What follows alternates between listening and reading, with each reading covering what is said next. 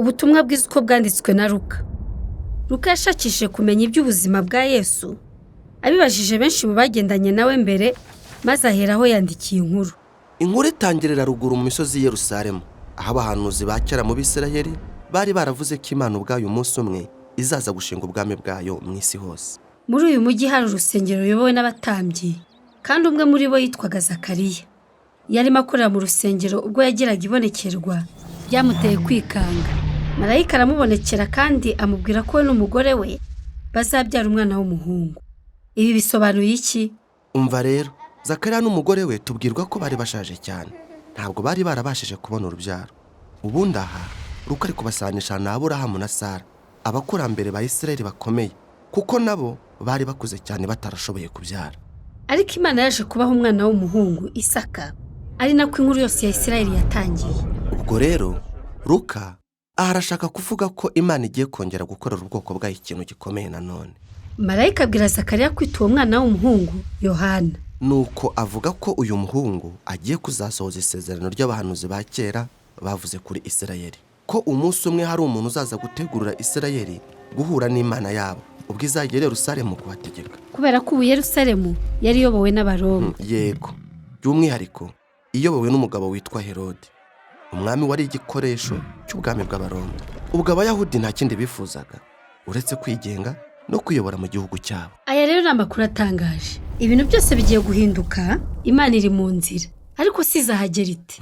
Umva rero, kubimenya Luka tujyana hanze ya Yerusalemu mu mujyi muto uri mu misozi yo mu gace kitaruye cyitwa Galilaya. Aha turahasanga umukobwa muto witwa Mariyamu, cyangwa tumwite Mariya.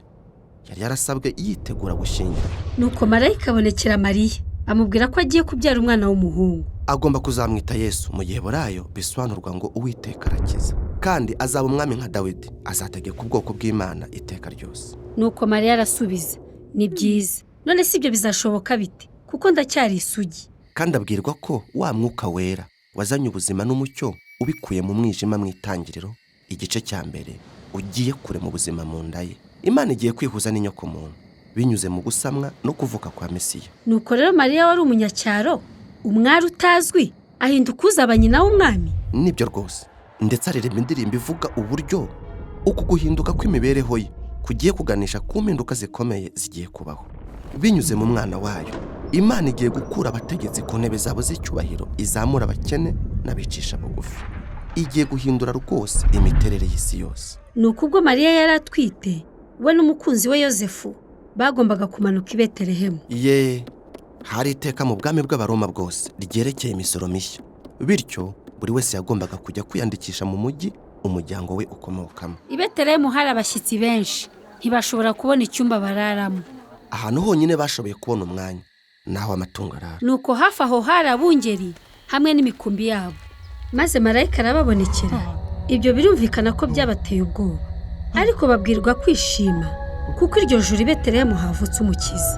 Babwirwa kujya kureba urwo ruhinja, kandi bakamenya ko ari Mesiya, kubera ko azaba yoroshwe aryamishijwe mu muvure wanduye. Biragaragara ko bitari byiza rwose. Nubwo abo bungere nabo ubwabo batasaga neza, baragenda basanga Yesu wavukiye aho hantu hadafite igikundiro, baratangara cyane.